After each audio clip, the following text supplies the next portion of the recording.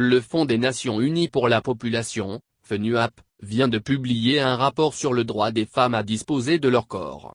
Dans 57 pays en développement, principalement situés en Afrique subsaharienne, près d'une femme sur deux est privée de décision lorsqu'il s'agit de relations sexuelles, d'accès aux soins de santé ou du recours à la contraception.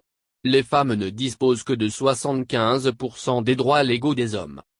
Présenté à Genève par la directrice du bureau suisse du FNUAP, Monica Ferro, le document annuel sur l'état de la population mondiale intitulé « Mon corps m'appartient » se concentre pour la première fois sur 3 questions. Les femmes peuvent-elles refuser des relations sexuelles, ont-elles la possibilité de choisir l'utilisation de contraception et ont-elles librement accès aux soins médicaux? Bien que l'Agence des Nations Unies en charge, entre autres, des questions de santé sexuelle et reproductive, soutient les femmes et les jeunes gens dans plus de 150 pays, le rapport analyse uniquement les données transmises par 57 pays en développement. Ainsi, selon les informations fournies, seuls 55% des femmes, de l'ensemble des États étudiés, peuvent décider pleinement dans les 3 domaines mentionnés. Dans certains pays, cette proportion ne représente qu'une femme sur 10 environ.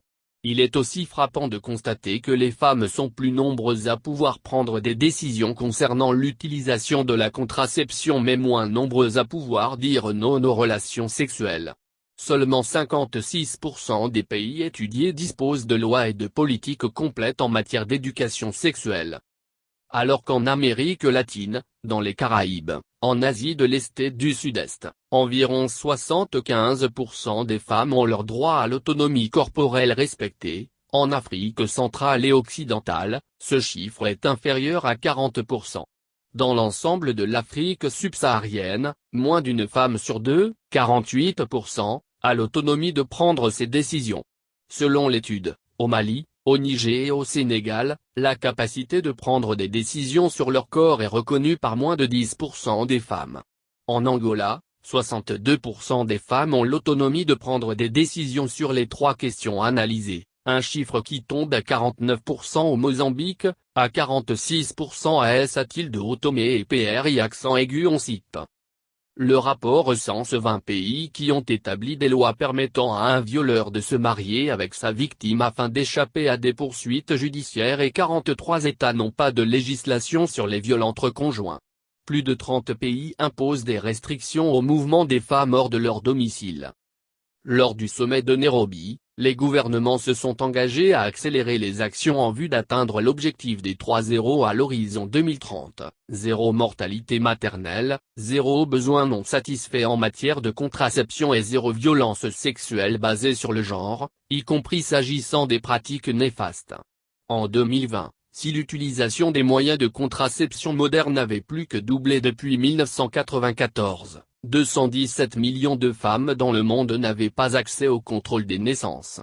En matière de mutilation génitale féminine, le nombre a baissé dans les pays où la pratique est courante mais 4 millions de filles étaient encore victimes de cette pratique.